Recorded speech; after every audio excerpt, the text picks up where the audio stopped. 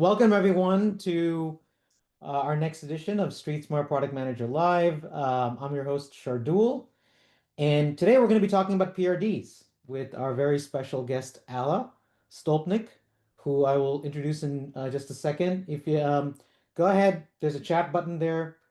Go ahead and introduce yourself, where you're joining in from. By the way, feel free to network and form new connections. Product management is hard enough doing it on our own. So we can certainly, we're all here to help each other out. Yes, this is being recorded. A replay will be available. If you're a paid subscriber to my newsletter, you'll also get the transcript and scribes. And if you're an Inner Circle member, you'll get the full premium career toolkit. If you're an Inner Circle member, you know what that means. There's a cool, I boil it down to like a 10-minute audio podcast, 5-minute video explainer, guides, stuff like that. For those of you who are meeting me for the first time, I'm Shardul. I'm the founder of Street Smart Product Manager newsletter and the host of this show. And I help undervalued product managers gain the influence, respect, and impact they deserve. Most product management careers stagnate because of organizational chaos, and trying to deliver results, especially in today's chaotic environment, is exhausting. And my personal belief is that everyone deserves a fulfilling career where your expertise is recognized and your impact is undeniable. And so that's what I teach. I teach practical, actionable tactics that work in the real world. I try and cut through the fluff and focus exclusively on what really matters to drive product and career success. And I show you how to navigate people in politics, because that's a huge part of a product manager's job, right? So that we can deliver outcomes instead of outputs, and we want to be able to transform the way stakeholders perceive our value. So if you are interested in getting career advancing insights most PMs never discover, you can go to streetsmartproductmanager.com and subscribe. Okay. So with that, I'd like to introduce our very special guest today, who's going to be helping me through this topic about PRDs, Alla Stolpnik. So Alla is the founder of Wisary, which is an AI coach to help teams ship faster. She has over a decade of experience leading product and engineering teams at, tell me if you recognize any of these companies, Google, Roblox, right? Among others. She's got a lot of experience researching Gen AI technology and applications. When I was getting to know her, I was impressed with how she has this firsthand knowledge of how teams end up wasting so much time building features no one needs. And it was this really that kind of got me to connect with her. And in fact, she ran a really interesting experiment where she actually put a price tag on bad requirements. I don't know if anyone has done that before, but it was the first I'd come across it. We all sort of intuitively know that. She actually did the work. I found it absolutely fascinating, and that was the reason why I reached out to her in the first place. And she'll be talking about some of those results as well. We also bonded over our shared thoughts on the gaps between the business side or the product side, and the engineering side. And her experiences at these innovative companies influenced her to create a framework called, I think that's called FAST, right? F-A-S-T, if I'm not mistaken, which is all about helping product teams leverage AI, not just to write better requirements or write them quicker, but really, and she's going to do a better job than me of articulating this, but really about improving the alignment between teams and delivering on shared goals, right? Because we're all kind of in this together at the end of the day. And she'll be talking more about that as well. And most of all, we connected on our shared love of product management and innovation. Those of you who know me know I can talk about this all day long, and I certainly do. And so I gravitate and resonate with people who are as crazy as I am, right? And have this crazy mission to help empower product people and product teams so that we can move quickly to serve customers better without compromising quality. And she talks a lot about that, and it was one of the other things that really got us connected. So it's wonderful to have you on the show. Welcome. Welcome. Well, thank you so much. Yeah, thank you. You basically covered it all.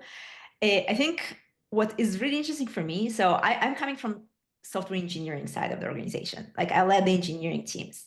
And I saw it oftentimes it's like us against them. It's like product against engineering, engineering against product. And kind of I was trying to be that bridge. And kind of to remember like eventually like we all do this together. Like either we ship a successful product or we don't. So I ended up building a product for product managers and for product leaders, which is kind of really interesting, even though like I was actually in charge of the implementation. So bring a little bit of two perspectives. One as what engineers really need, like why are they so unpredictable? Why are like they're failing to ship what they're supposed to be shipping?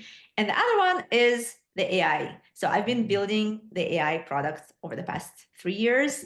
So learned a lot about what it can do, what it should not do, and how it actually changes kind of our roles, our processes, and how we kind of build a software together. Yeah, awesome. Awesome. Yeah, can't wait. So before we dive into our talk and our content, folks, I want to actually get your thoughts. Do me a favor if you can turn your video on. I'd love to see your beautiful faces. It's always great to get to know the folks who are watching in or dialing into this. But take a moment and put into the chat what are your feelings about PRDs or writing requirements in general, right? Take a moment and let's put that into the chat. Let's light up the chat. What's been your experience? What are your impressions? What do you think? And by the way, I'm using the word requirements broadly. Maybe you write formal PRDs, maybe you do a different version like user stories or whatever it might be, right? But any form of requirements. Sheldon writes PRD is the most diverse topic in the PM world. Yeah.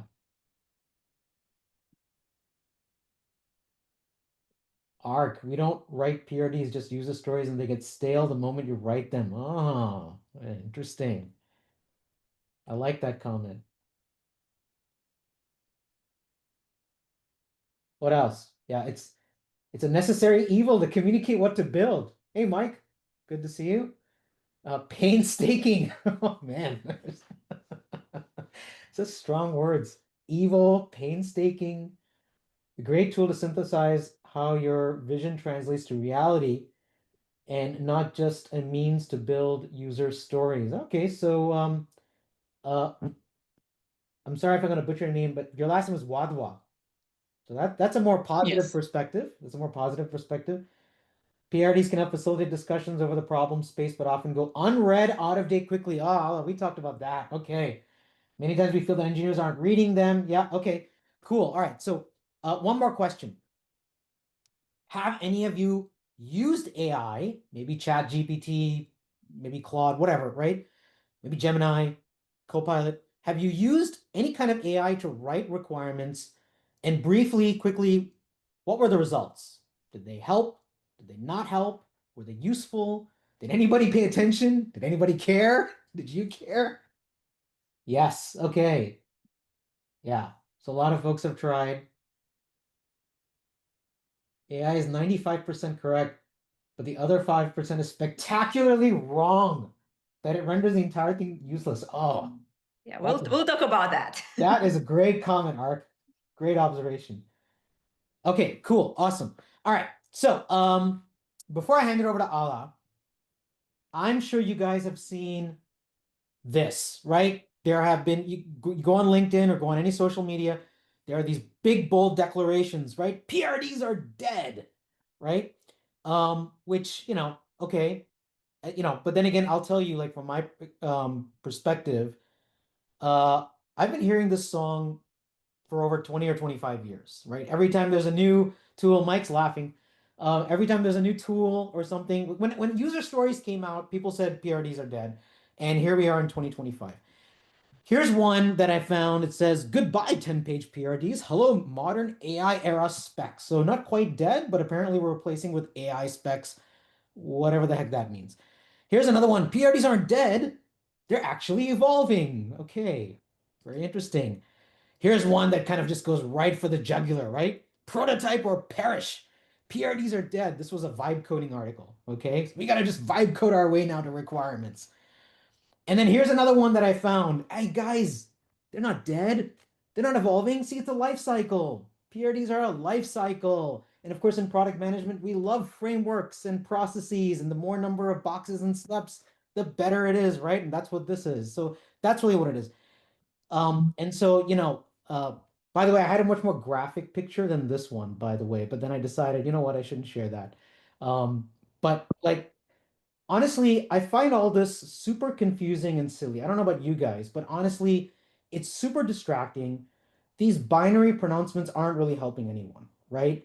they get a lot of clicks and they get a lot of views, but they're not helping, right? And in fact, it's causing real confusion out there. I speak to hundreds of PMs, and I know Allah, you've done this as well, and this comes up all the time, right? The fact that like there's over 80 of you who actually signed up uh, for this event, the fact that the chat, you're all lighting up the chat with strong comments.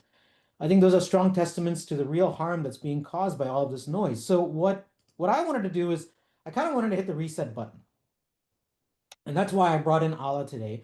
And here's what we're going to do. We are going to have an honest conversation about the challenges with PRDs or just writing requirements in general. It is a bit of a necessary evil, right? But it is important. What engineers really need and expect from requirements. I think we tend to talk a lot in our PM echo chamber. And again, that's the perspective that I really appreciated from Allah, which is kind of interesting because I have been formerly an engineer, and I know many of you have. But we've been doing PM for whatever, 5 years, 10 years, 20 years, 50 years, right? So what do they really need and expect from requirements? What makes them trust your requirements? How can we create requirements for clarity, collaboration, and impact, not just for speed or just a check the box exercise, and how we can leverage AI. AI is here; it's here to stay. It is a good tool, but I think like Ark's comment, right? Maybe it gets us 95%. We can debate the percentages, but maybe it gets us part of the way there, but for some reason not all of the way. So what can we do about that? So with that set up, I'll turn it over to you now. Hopefully that sets you up really nicely to talk about the things you're going to be talking to us about. Sounds great. So I guess before we jump into that, I would like to kind of talk about what are PRDs, because like I think there's no real agreement about like what is the goal of PRDs, and like people talked about communication to the engineers and user stories and alignment, but I think about PRDs is first of all as a thinking tool. Like first of all, we need to understand what do we want to build, and PRD is a way for us to kind of explore that. And then we need to communicate it to engineers and other stakeholders. And it's also a tool to do that. And I think if you think about that framework, some of these things are changing, some of the things are not changing. But we'll get back to that. So let me tell you kind of my story a little bit. So as I mentioned, I used to lead engineering teams. So every time I would kind of finish a project, it's always late. We always deliver less than we were supposed to. And like my manager kind of comes to me like with a question, like, why it takes so long to ship so little? And it was like the most frustrating question kind of I heard over and over again. And I felt helpless. Like I was in charge of this team to deliver the right thing, and they didn't repeatedly. So what's happening? So we all know that, right? Like we plan this feature or product, we start building it, and then scope creep happens. We discover like all these things that we haven't thought of, or maybe it's like new functionality or functionality we didn't call out. Maybe it's some tech debt that somebody discovered down the road. So basically the scope of the project keeps growing. We have to push deadlines. Then we realize that we can't afford to invest 5x time into this feature. We have to cut scope. Eventually we just ship less and it takes longer. It breaks trust between product engineering. It breaks trust with our leadership. And that's kind of where these questions are coming from. And it breaks trust with the customers, right? If they're expecting kind of this functionality. So I heard it over and over again. And I decided to figure out why is it actually happening? Like, what is the real reason that we are miserably failing to ship on time? And I look back to kind of all my experience, all the different projects that kind of I led, and it comes down to a few things. Like, first of all, engineers are missing context. They're not in the customer calls. They're not aware of the business oftentimes. Oftentimes they end up building what they're told to build, and they don't have the context to challenge it. Second thing, a lot of edge cases are surfaced too late. Sometimes we would get very high level requirements. Okay, like this is how it should look like. And then we start thinking about it. Like, oh, how about this and how about that? And when these edge cases are surfaced after the fact, sometimes it just adds more work. In many cases actually requires us to redo some of the work that we already did, which kind of costs even in more time. Then there's large organizations have multiple teams, and oftentimes we forget to get early input from the other teams. So we're building an application that's great, but maybe we have to talk to the platform team about the audit logging or about the permissions. And these things are surfaced when the implementation starts. And again, ideally would be discovered upfront. And last one is there are people in the organization that are not necessarily involved in building the product, but they have a say. It could be a legal team, could be a customer support team. So for example, when I led team at Google, we worked on age recommendations. So we spent 6 months, we built the feature, great, but we had this small assumption that trust and safety team will manually review some of the self-reported age recommendations. And then 2 weeks before launch, we discovered that they don't have the headcount. Nothing to do with technology, nothing to do with the product, but physically we cannot ship. So we had to go back and redesign the product. So this kind of one of the things that if surfaced upfront, could have reduced like all that pain. There's two things that kind of jump out here to me that I'd love to kind of unpack a bit more and get your perspective on. So one, this is a great, I think it's a great statement. They build what's asked, what's not what's needed, right? And you sort of have this disconnect and this frustration, right? With, well, but we wanted them to build this thing, but they built something different or that kind of missed the mark. And the question becomes why does that happen? Is it just lack of communication? Is it just we haven't just thought through the problem, or is it just a sort of a we're just sort of throwing it over the wall and hoping magic will happen? Yeah, and I think it's kind of goes to like, what is the purpose of the PRD? I think it's lack of thorough thinking up front and like actually pause and think like what are all the things that the other side actually needs and what are the things we actually need to build in the product, something we just don't think about. And the other one is the communication.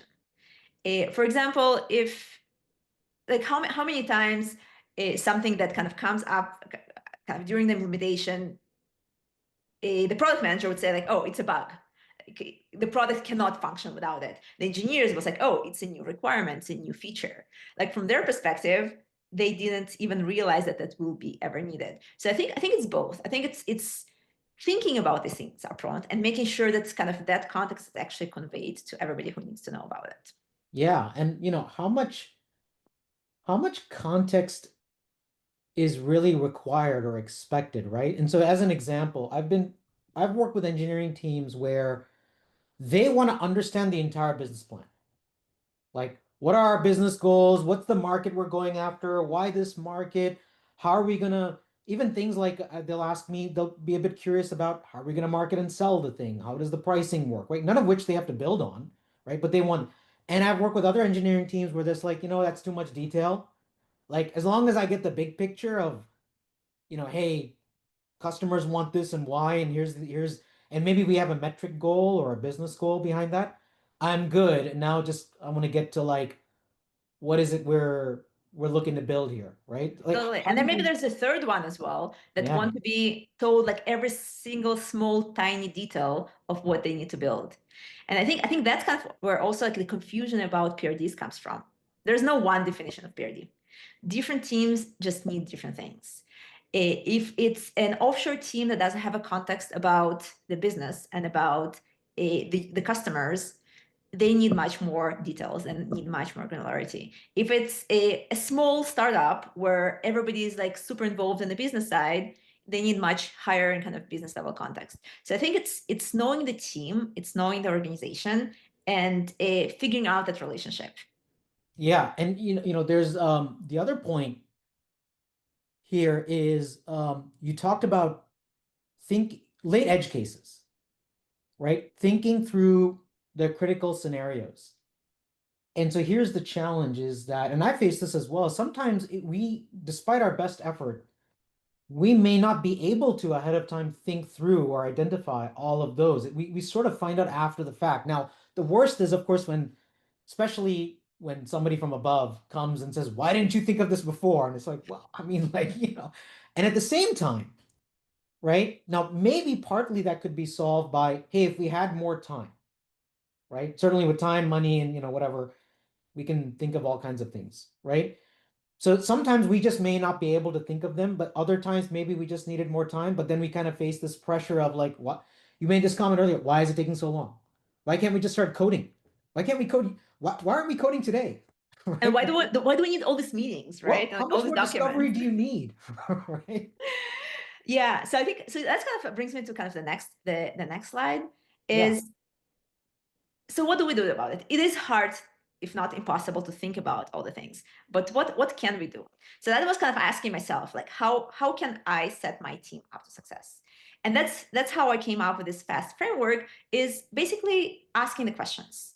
Every time I approach a new feature, a new PRD, whether a product manager wrote it or I wrote it, a focusing on the why, understanding why are we doing it, how do we measure success, and communicating that to the engineers.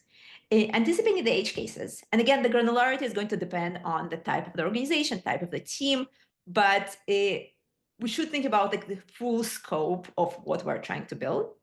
Solicit input from other teams, whether there's other engineering teams, design, anybody who will be involved in building or shaping this product. And finally, test for misalignment with other stakeholders, kind of avoiding that scenario where like the engineering is fine, the product is fine, but we still can't ship. So I started to apply this framework. It was way before AI. I was just disciplined about it. Just every time I approached any project, I would follow this framework for myself, and it worked. Engineering was much more predictable. We were able to give much more precise estimates and actually ship on time. So that's kind of a little bit kind of background on like, okay, like my perspective on PRDs and like what they're really needed for, and like how we can make them better. But let's shift gears to AI a little bit. So Yeah. what? So I'll before Uh-huh. we get there, so super helpful framework, on the point about soliciting input, right? Um, so Abhishek in the chat has a really good question that I've heard from many PMs and I've struggled myself is how much should PRDs deep dive into the how part of the feature? So now, here's a super quick story from, I don't know, 20 years ago, whatever. Um, I was working with an engineering team. This was not at a software company. It was more traditional IT.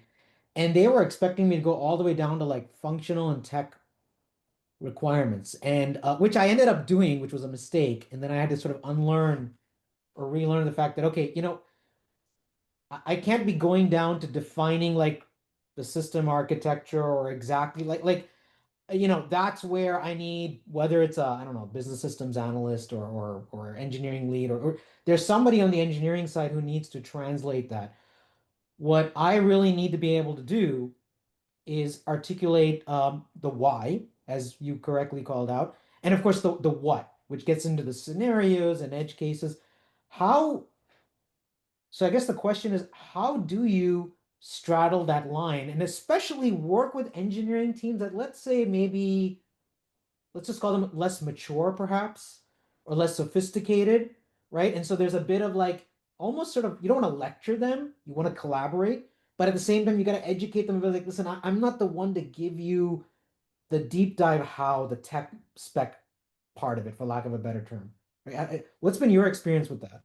Yes, I think there's the ideal and there's the reality. I think like the ideal world, the product manager is responsible for the why and the what, and bringing all the stakeholders together, understanding all the aspects, and communicating that very, very clearly to the engineering side. And then the tech lead or the engineering manager can take that, translate that into the technical requirements, architecture, and kind of implementation. Now, when you have experienced product manager partnering with experienced technical lead, it works well. In most cases, there is some disbalance.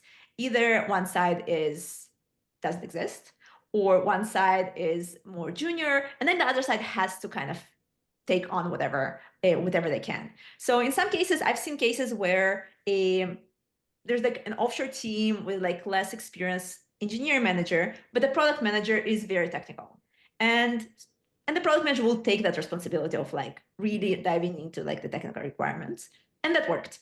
In other cases, the product manager was either more junior or spread really thin and like didn't have the kind of the bandwidth to go really in depth and like what needs to be built. And then the engineering manager steps in and helps with the what a little bit as well. So I think it's just building that relationship between the two leaders on both sides and figuring out what works better. Things that is not changing, somebody needs to think about these things. And somebody needs to communicate it kind of down the chain.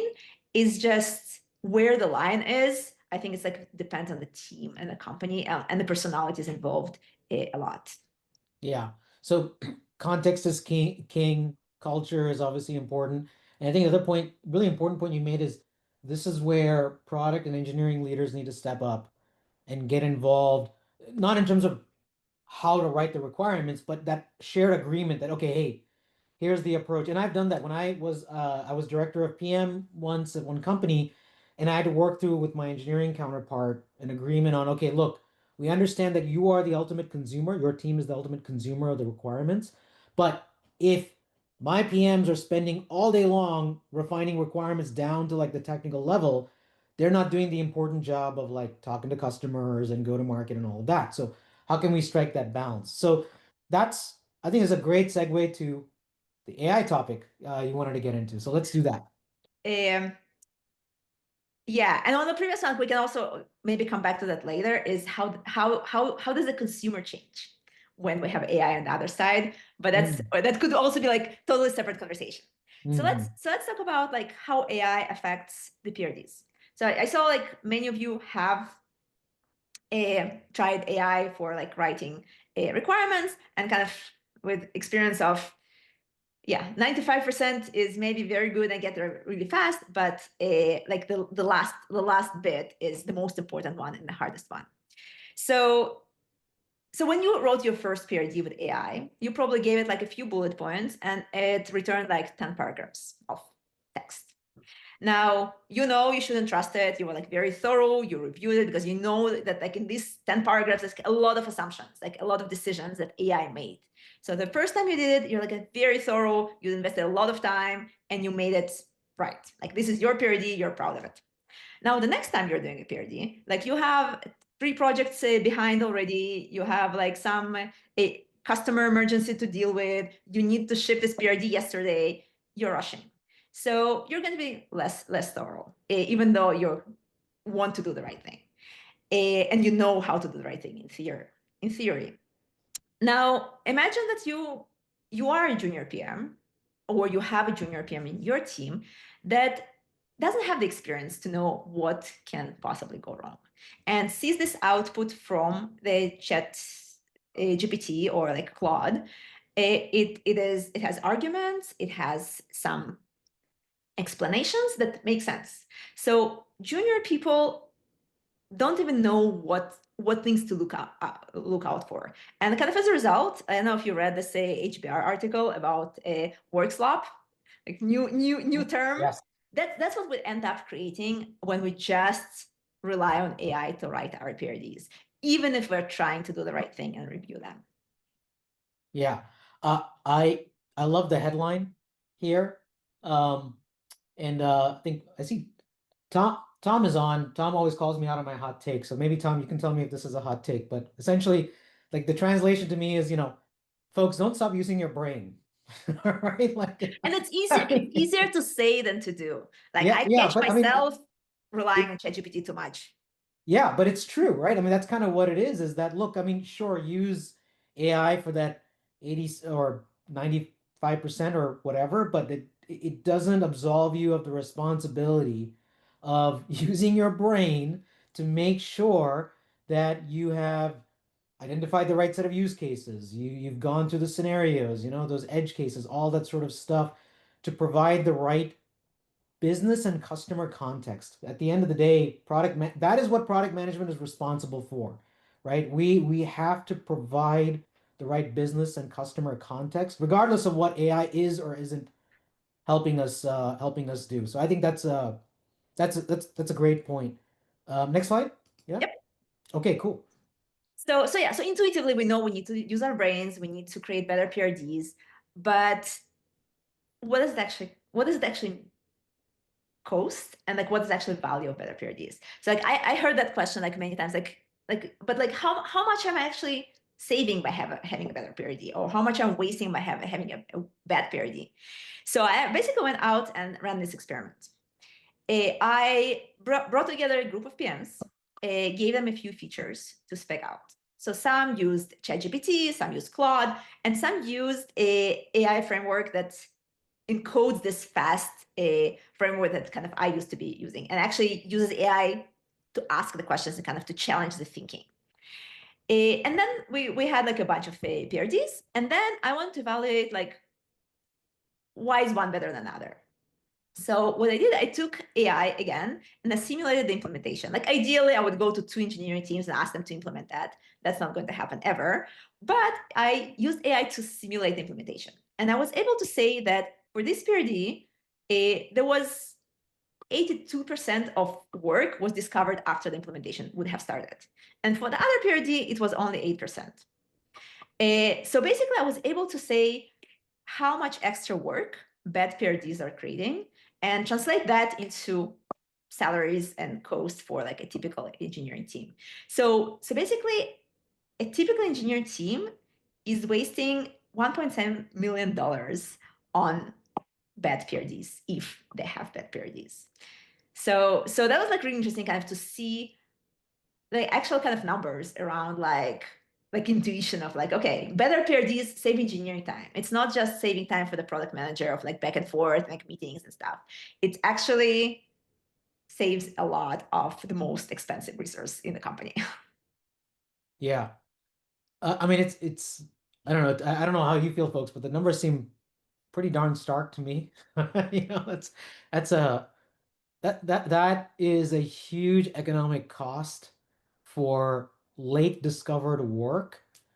Um, yeah, and to be able to keep going back and forth with scope changes and things like that. That's just amazing. All right. So we know that we need better PRDs. We know that we need to be asking questions. We know that ChatGPT and Claude and like chat interfaces are making it harder to think critically. But I guess, can we still use them? And can they still help? And the answer, yes. They can definitely help if we use them the right way, and if they use them to challenge us and to help us think more thoroughly. So basically, if we use them to challenge us with the fast questions, then they can help us create better PRDs and not just kind of write these documents faster. Now, what does it take? It takes discipline. So similar to how I would run every PRD I had through this framework, we need to do that even if I have AI to help us. It requires context management. So going back and forth between these tools and my document and the specific requirement, like some additional input, it's tedious, but it's doable. And then the main challenge is, so we are all here, we care about, we know why PRDs are important, why fast framework works. So we're willing to do it. But how about the rest of the team? How do we share that with everybody else on the team and kind of help them adopt the same thing? And that's hard.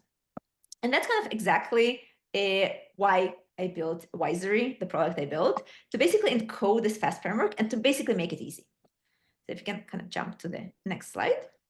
Yeah, one quick comment I'll make here is that so in using something like ChatGPT, I have found over time, I haven't exactly measured this, so I don't ask me to define time, but over time, it does kind of learn my voice, and so it starts producing written material more in my voice and my tone.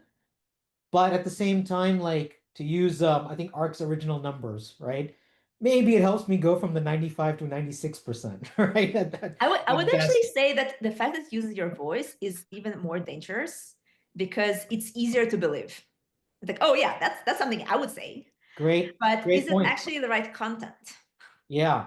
Yeah. Like that's where you see like Chat GPT and all these others saying, that's a great point. Right? Always Great agreeing with job. you. Yeah. Yeah. All right. So yeah. So basically, so what we did, we encoded this fast framework into a guided process of creation of PRDs.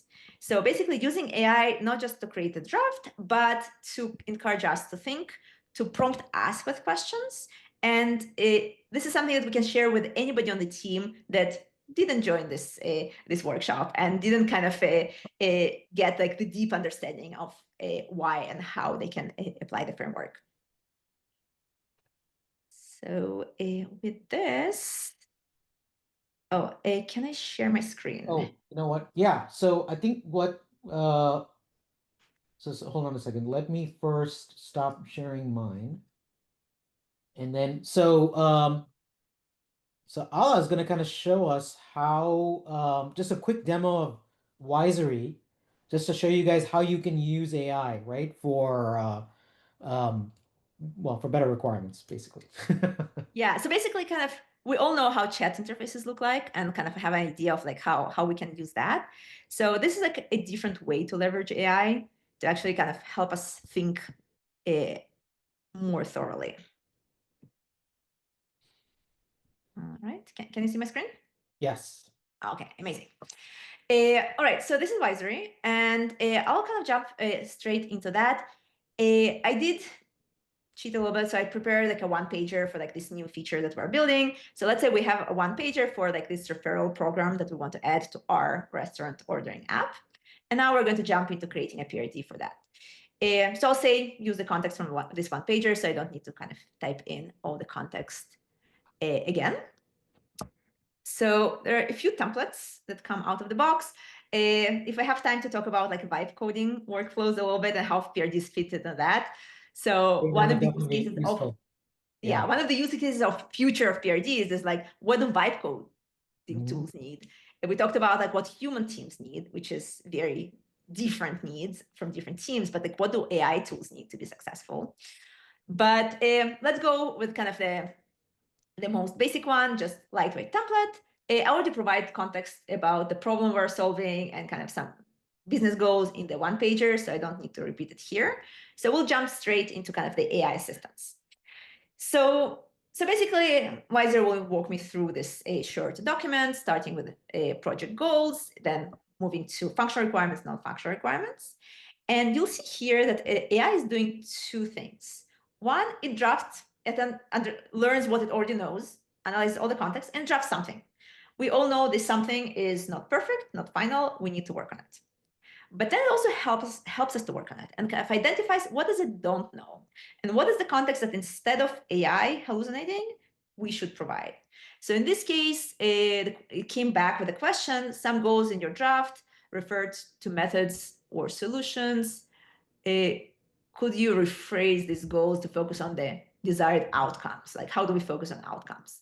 So I can provide answer to this and that will refine my project goal draft.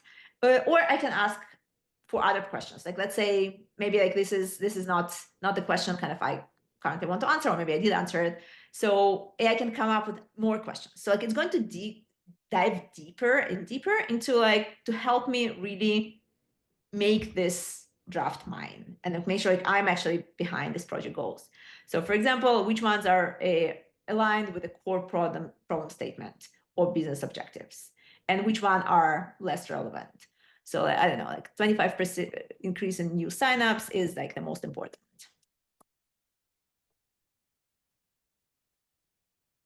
So I'm going to apply that. AI will help me refine the section and again, identify the next one.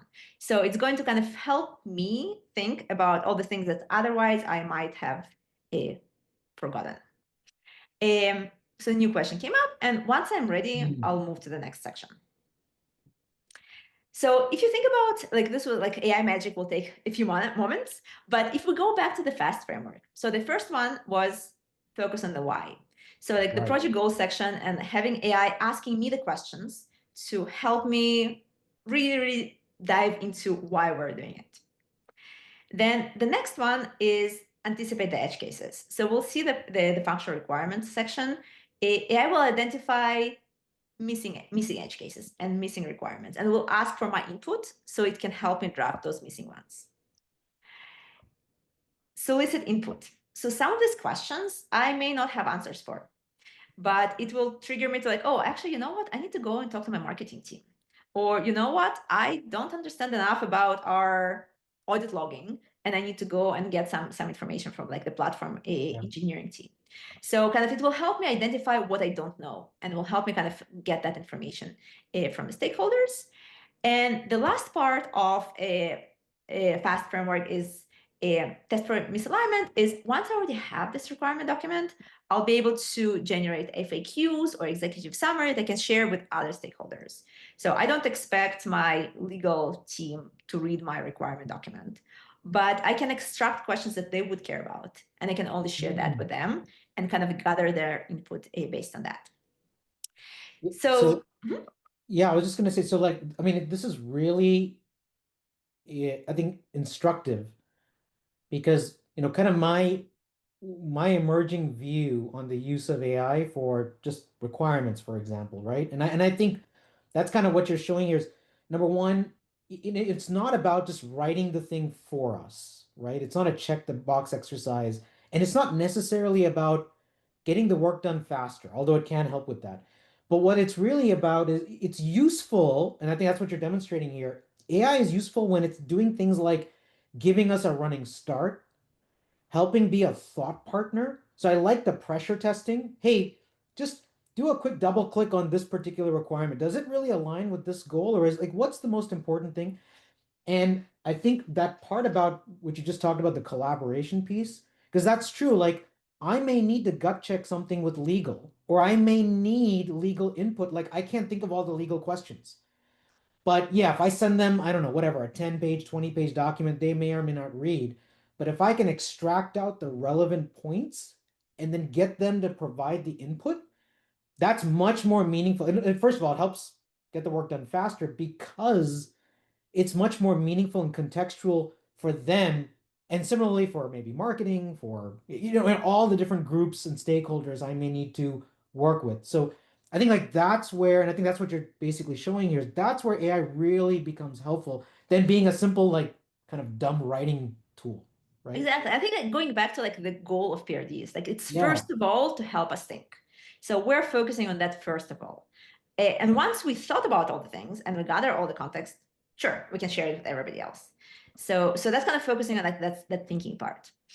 And you can see here, so like there's like a list of requirements drafted. Again, this is just a starting point, and I can kind of dive into any of those. So for example, referral invitation flow. So there's kind of the flow suggested here, and also AI identify like how can it help me make it better. So what should the default invitation message say? Because, and maybe the text itself, it doesn't matter, but what kind of metadata do we need to embed in that Mm. message will be actually really, really important for the engineers to know because it can affect the scope a lot. So kind of surfacing these questions to help me refine each one of the requirements. And then stepping back and thinking, okay, like we Sorry, have. Ala, just one super quick point on, because I think that's a great example, right? Where when we're writing through the requirements, right? At the end of the day, yeah, we do need to sweat what is that message. Yeah, if we're planning to send an email or it's going to be on the page, it's going to be on what is that copy going to say, right? And in some cases, the product manager comes up with it, in some cases, other teams. But what's important is that that is like an easy kind of thing that is easy to skip. But at the end of the day, you do need to define it. So it's great that it can catch these things, right? And then ask us, hey, by the way, and this kind of gets into that gray area of the what and the how, right? Like some people will argue, well, this is getting the how. But it's like, yeah, but it's not the engineer's job to come up with that copy, like just in my specific example, to come up with the copy that's going to go on the email confirmation that goes out or on the page, right? Or on the screen. So I think that's again another area where AI can come in and tease those apart to help us give that clarity.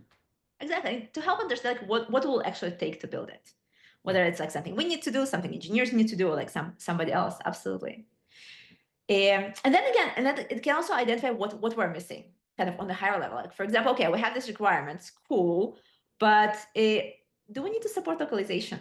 Are we going to Mm. support different languages? Because if the answer yes, we should know about this today, right? So this will help me identify and add new requirements to the list. This becomes especially important if we're working on international products. Exactly. Different And sorry, rules like in Europe or Asia or, absolutely. And maybe the answer is no, I don't care about localization right, just exactly. yet. And that's perfectly fine. But I thought about it. Kind of that's a goal. And maybe I told my engineering team, like, today it's only English, but 3 months from now it's going to be other languages. So maybe it's better for them to start preparing for that. Yeah, and I've generally found that engineering teams actually appreciate that sort of in scope, no, not in scope for now type clarification, right? Because So it reduces all rework, right? Because like if now yeah, I hard code all the English strings and now I need to go to redo everything, it just creates more tedious, yeah. annoying Hey, work. we're working on a product which will eventually be used in Europe and Asia, Australia, whatever. But today, right now, version one is going to be just, let's say, US and Canada, right? Exactly. But maybe in 6 months, we'll be hitting those markets. So keep that in mind. You don't have to build for that, but keep that in mind. So the answer right now is Exactly. no, but in the future, it's going to turn into a yes. Or like today we're like offering percent-based discounts, but tomorrow we're also going to be offering fixed dollar discounts or Exactly. fixed euro discounts. So like all these things is important to know. So yes, let's say we finalize the product, the functional requirements, great. And then the last one is non-functional requirements, something we oftentimes don't even think about, but this is where most of the extra work is coming from. So if the product manager doesn't say if we need to support 2 users per second or million of users per second, the implementation would be very different. So either engineers will build something that's going to break tomorrow, or they're going to invest months in something that's unnecessary. So even like thinking about these things upfront, extremely important. Security, data privacy. Do we need to support GDPR? Do we don't need to support GDPR? Kind of all these things. And again, AI helps me identify what I may still be missing. Yeah. Like data retention. I haven't thought of Yeah. that. So Ala, I know we're getting to the last 10 Yep. minutes, and I know like a bunch of folks have questions. Anything else to quickly show before No, so yeah, so basically, like okay. we have this document, you can take it wherever you want, Notion, Google Docs, Confluence, and then you can translate that into other documents. Yeah. Folks here mentioned user stories, FAQ for other functions. Um, yeah. Awesome. Yeah. All right. So let me switch back to the slide deck real quick so we can start wrapping up. So yeah, anything to mention on this slide? So yeah, so just kind of to recap, we talked about the importance of PRDs, especially as a thinking tool, and how AI potentially makes thinking harder, but can also help make things easier if we use it the right way. We saw how a tool can actually help us be responsible and apply kind of this fast framework without forgetting or without kind of rushing to kind of the final output. And anybody here is more than welcome to try Wisary. We have free trial, sign up, and yeah, Yeah. and start playing the fast framework with your team. Yeah. That's awesome. I think like that was a really great demo because I think we see the stark difference between something like ChatGPT or similar tools like that versus a purpose-built tool And that's leveraging AI to actually help.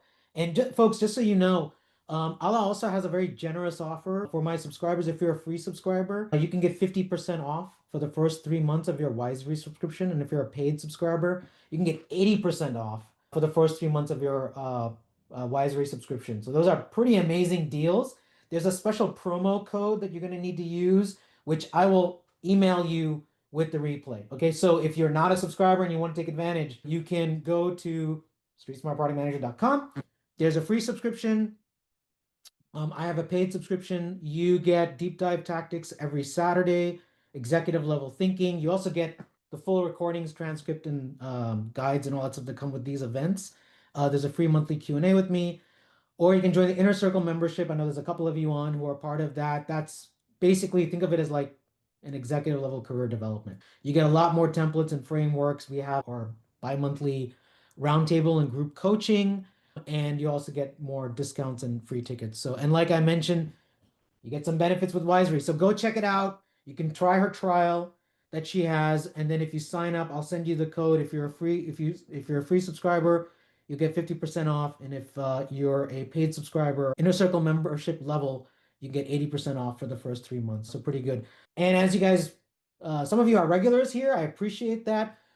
We have a full slate of these events coming up to the end of the year, going into, I think I'm pretty booked up to February, believe it or not. So we've got some amazing topics and amazing people coming on. I'll email you this out to you, or you can just go to streetsmartproductmanager.com/events and see the full, excuse me, the full roster there of great events. So with that, let me go to some questions. Sheldon is asking, how does Wisary AI differentiate itself from similar AI tools like ChatPRD? Is it I mainly think a fast framework implementation? yes, I think I don't know if that question was before or after kind of the demo. So I think you'll see there's no chat interface, and AI is actually guiding you. It helps you create PRD and it helps you create it better and not just faster. So basically, kind of all these questions that imagine like if you are using, let's say, Chat GPT or Chat PRD, like chat based interface, you 90% of your mindset is how do I make AI do this thing for me? And like how do I make AI ask these questions? How do I make AI write a better content? With Wiser, you don't need to think about that. You can think about what is this company strategy? What is the product I want to build? And you don't need to think about AI and kind of it's just kind of guides you instead of you driving it, if that makes sense. Yeah. Abhishek has a question. By the way, folks, if you have a question, you can put in the chat or raise your virtual hand and I'll call and you can come off mute and ask your question. Abhishek had a question earlier, which but I asked him to hold off on, so I'm bringing it up now, Ala. In large organizations with engineering teams working with different domains, I have struggled with aligning them to talk to each other on working out the how part of the feature implementation, even though the what part is defined and aligned with them in the feature planning. That's a really interesting and I think common scenario. Yes, I think that goes back to kind of who are the people involved and how the responsibilities kind of split. Like in ideal world, it wouldn't be your job. It would be like the job of the tech leads and engineer managers to align on the how. Sounds like in that Mm. organization it didn't happen. So like kind of you had to step up. Um, I don't think there's like a tool or technology that's going to solve it. I think this is where it's the soft skills, it's the relationships, it's the collaboration, it's understanding the other side, uh, and kind of that's the things that Yeah. AI is not going to do for us, I think, ever. And like that's Yeah. why we still need product managers and we still need product leaders that can figure it out. And it's hard. Yeah. I think, yeah, exactly. And I think unfortunately, a lot of PMs are being asked to step up to get like different engineering teams, like in this specific example, to talk to each other and align. And really, I think that is where if you are in a product leadership role, you need to reach out to your counterpart and say, hey, look, I'm getting feedback on this kind of a disconnect. What can we do? We're happy to help, but I can't have my PM coordinate all of this stuff. What can we do to get the different engineering teams to agree on the approach, right? Yeah. On how we're going to build this? Because at the end of the day, to build this one feature, we are reliant on maybe different engineering teams or different domains, right? Just to deliver this one feature, this back end and front end, or there's different services or whatever it might be. Like Yeah, let's and we spoke about context. We spoke a lot about like what engineers need from product, but there's yeah, also what context does product need to be able to do this job? And like to do this job, you need very deep technical context that you may not have. So I think that's kind of another reason to sync with the leadership on the engineering side and align like whose job it is and who has the context and who has the skill set. yeah, exactly. Sheldon has another question. Any ideas to deal with situations when PMs don't disclose about the amount of AI used in their PRDs? Any telltale signs that we can notice in poorly developed AI PRDs? Yes, that's interesting because like AI, even if you only use AI to edit the final draft, it's recognizable. Like we can tell that AI was involved. Lots of M Eh, dashes, sorry? lots of M dashes. Yeah, even if you delete those, yes, but even if you delete those. And I think eventually, like, even without AI, many people were sloppy and were like very superficial and were creating like bad PRDs. It's just now it's more tempting and it's easier to do it, but eventually the outcomes will talk for themselves. And I think it will take time. But I don't think we can expect people not to use AI. Like we can't, because like it does help us be more productive. And like you see, like you can use AI in a way that actually helps us think. So I think when I see somebody kind of coming with like some obviously AI generated, edited content, I will just ask a few deeper questions, like to make sure like that person actually understands what's behind it. And if they do, I know that they actually invested the thought and it's just formatted with AI and not written by AI. And I think that's really the key, right? Like if at the end of the day, no matter what form or format the requirements take, right? You are the um, owner keeper of the requirements. You carry the product vision or the feature vision. You should be able to articulate it, right? Even in a conversation. And certainly, whether we had AI or even before AI, it's very true. You talk to a PM and ask just a few of those basic, deeper questions, and you'll know in an instant, like, wait, have they really thought this through? Or they just sort of like I had this once where I had a junior PM that I was mentoring, and what he did was that he found some requirement template off the internet. This is pre-AI, and he basically copy pasted, right? Because he and it was good intention. He was under the gun. He was feeling pressure and all that. So, I had to kind of sort of mentor him away from that, right? So yeah. Any other questions, folks? Going once, going twice. Okay, cool. Well, like I said, I will send you out the recording. I will send you those codes from Allah about signing up for Wisary or my free subscribers and paid subscribers. If you aren't one of those, then go ahead. Hey, sign up. I think it's a pretty good newsletter. And yeah, we've got a whole bunch of events. We got one with Sam Greenwood next week. That's all about EQ, building resilience, managing stress, resolving conflict. That's a really special one that I've wanted to do for a long time. And we got a bunch of Daniel Elizalde about B2B products, using AI and B2B products. Matt LeMay, he's got a new book, Impact First Product Teams. We'll be doing a live feature estimation challenge, believe it or not. So you'll see us swim or sink. So good chance to either learn from us or laugh at us. So either way, it'll be entertaining, I'm sure. We got Scott Burleson coming about jobs to be done. David Bland, you may have heard about him. He wants to talk about zombie projects. Stakeholder alignment, very popular topics. Joe Gali will be joining me for that. Teague Hopkins. Then we got a bunch of other guests who are going to be coming up through February. I've got a live Q&A chat coming up in early November, and our roundtable and executive coaching, which is free for Inner Circle members. Otherwise, you can get a paid ticket. But other than that, thanks everyone. Hope you enjoyed this. Have a great rest of your week. Thanks so much, Ala. I'll see you Thank all you. later. Bye.